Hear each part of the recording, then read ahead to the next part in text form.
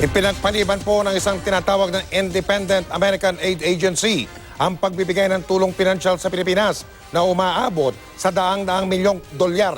At yan daw ay dahil sa pagkabahala nila sa kaliwat ka ng patayan dito sa ating bansa. Nakatutok si Sandra Aguinaldo.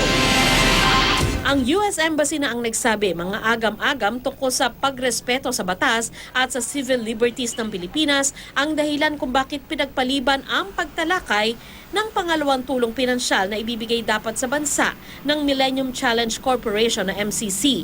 Ang MCC ay isang Independent American Aid Agency na nilikha ng US Congress noong 2004. Sa ilalim ng Administrasyong Aquino, nakamit ng Pilipinas ang unang MCC grant na nagkakahalaga ng halos $434 million. Natapos na ito noong Mayo kaya pinag-uusapan na ang ikalawang grant. Kasama sa pinondohan ng unang MCC grant ay ang Kalahi Sinks Project ng DSWD na tumutulong sa maliliit na komunidad sa pamamagitan ng livelihood projects, pagtatayo ng farm-to-market roads, school buildings, post-harvest facilities at iba pa. Ginamit din ang MCC grant para sa Revenue Administration Reform Project na layong paputihin ang pangungulekta ng buwis at labanan ng tax evasion. Nagamit din ang grant para sa pagkukumpuni ng sirang mga kalsada sa Samar. Sabi ng DFA, hindi pa naman tuluyang na-reject ang ikalawang grant at patuloy na kakausapin ng Pilipinas ang MCC para makuha ito. To ensure that the accurate and updated information on government policies and programs are provided to its members. Pero anong paglilinaw kaya ang gagawin ng Pilipinas para makumbinsi ang MCC? Walang extrajudicial killing na nagaganap.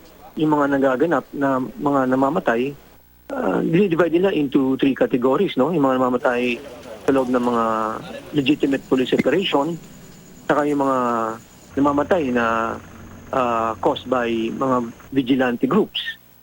At yung mga namamatay dahil sa cleansing na rin within the ranks ng mga drug syndicate.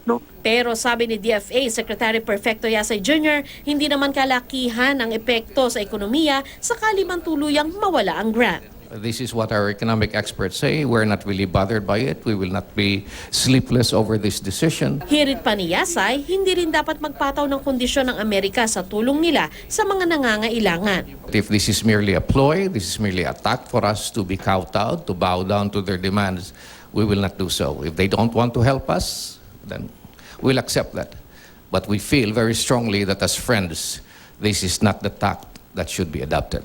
Ayon naman sa US Embassy, patuloy na imomonitor ng MCC ang mga nangyayari sa Pilipinas dahil lahat ng partner nito ay inaasang makapasa, hindi lamang sa reglamento, kundi pati sa pagpapakita ng paggalang sa batas at karapatang pantao. Sandra Aguinaldo, Nakatutok, 24 Oras.